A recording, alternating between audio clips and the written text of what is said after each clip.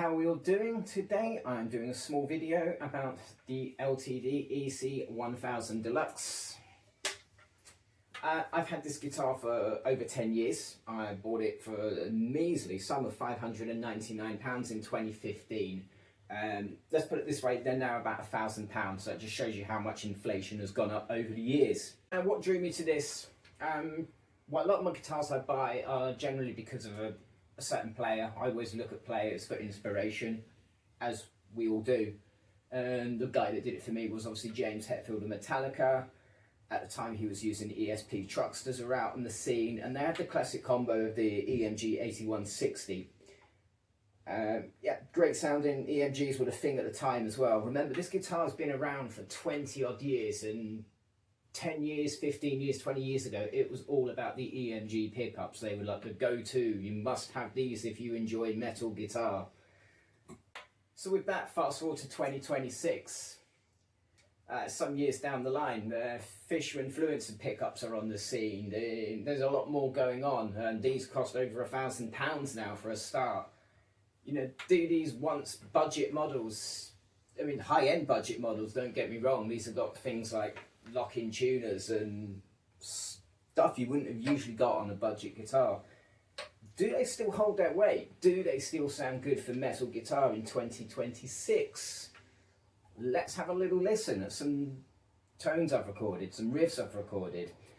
Generally, I keep this guitar in C# standard. I like that tuning, it sounds really good on this guitar. But for this video, I have recorded a few things. I've done D standard, I've done drop D, and I've done standard tuning as well.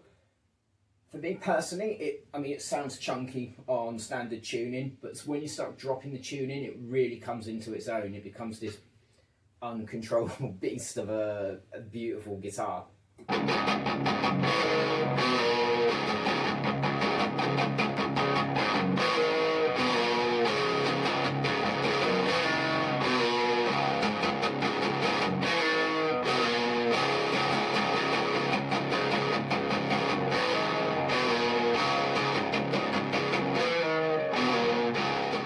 These things are popular, very, very popular, and there could be many reasons for that. It could be James Hetfield used them, a lot of metal guitar players use them, you see them on stages, so people gravitate towards them because they're inspired by these people, they like what these people do, so naturally they want to get something similar. Personally, I've seen the guitarists from Emperor use them, Sabbath, I've seen Teloff from Mayhem using these, and the other reason, you know, they're very Les Paul shapes. Okay, they look like Les Pauls. There's a little bit more sharp edge in here. They're not as thick, so they're a bit lighter. They've got a bit more contouring in the back, especially here. Headstock obviously is a little bit different shape, but you get that sort of classic Les Paul style guitar, and for what, well, still is really a fraction of the price.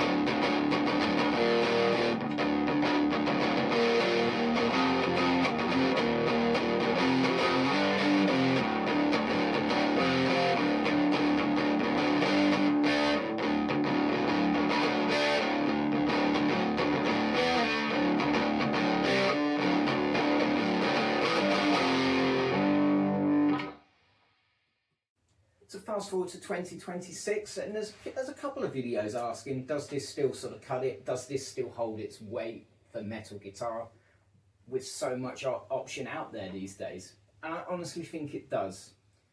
Okay, now it's £1,000, but compared to a lot of other guitars, you know, you're looking at £2,000 for other ones, £1,500.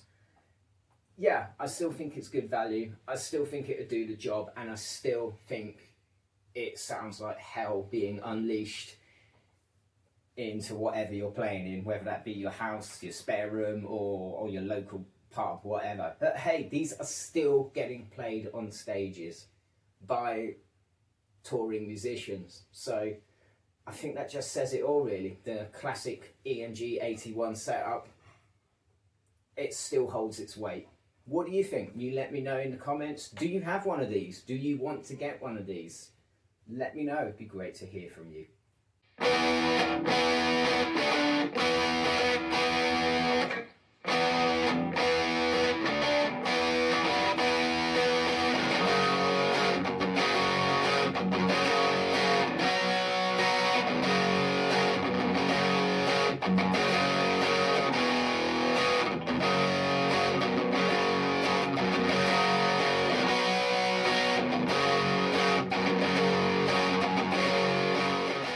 Thanks for watching. Hope you enjoyed the video. Hope it gave you some ideas. Hope it maybe made you decide you want to go and get one.